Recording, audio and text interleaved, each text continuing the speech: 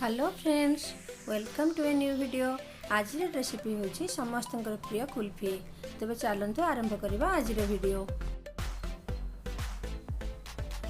सेतिपाई मु एठी किछि काजू, किछि आलमंड एवं किछि पिस्ता नेछि। ए सब को मु आगर भिजे नेथिली एवं आलमंड रो चोपा को मु छडे नेछि। आपण चाहिले एठी केवल काजू का आलमंड रे भी बनै परिबे। एबे हमें यहा को गोटे ग्राइंडर जार रे नै जिबा। एथिरे हमें आधा कप चीनी ऐड करिबा। या परे अल्प किछि क्षीर ऐड करिबा एवं या को भलो भाबे हमें पेसी नेबा।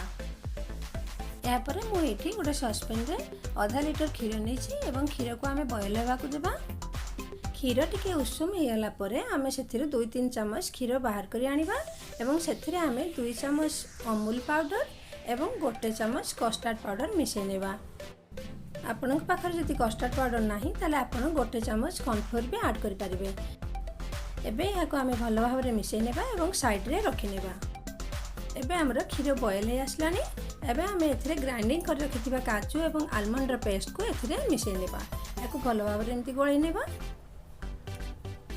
या परे हमें रखिथिबा कस्टर्ड पाउडर एवं अमूल पाउडर रो मिश्रण को हमें एथिरे धीरे धीरे एंती ऐड करिबा।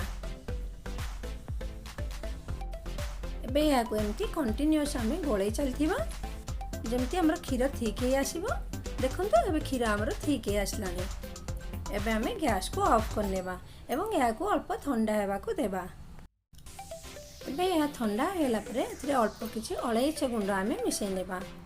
एथिरे भलो फ्लेवर आसीबो। एबे मो या को दुटी सेरामिक पॉट रे या को ढाली नेउछि। सेतिपय यार ना हेउछि मटका कुल्फी। किंतु आपण जे कोनोसी प्लास्टिक ग्लास हेउ कप हेउ बा आइसक्रीम फ्रेम रे भी आपण एहा को फ्रीज करि परिबे।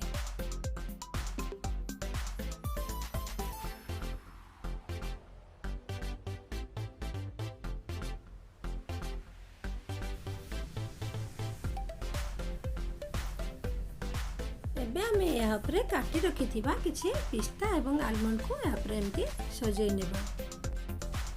देखंतु यह बनैया पय केते सहज एवं केते कम समय रे यह बनै होय थाए।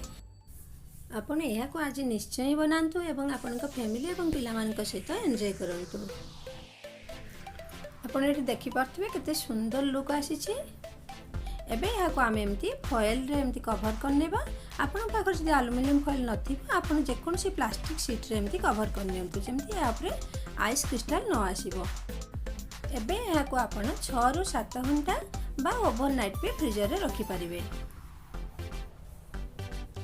एबे देखंतु मो ओवरनाइट फ्रीज रे रखि नेथिली। देखंतु केते सुंदर देखा जाउछि। आपने यह को थरे निश्चय ट्राई करंतु एवं केमिति लागिला मते कमेंट करी जणांतु। आपन को जदि मोर वीडियोटी भलो लागि थाए तारे वीडियोटी को लाइक करंतु, आपन को फ्रेंड मान को सहित शेयर करंतु एवं मोर चैनल टी को सब्सक्राइब करिया को जमा भी भूलिबेनी। Thank you.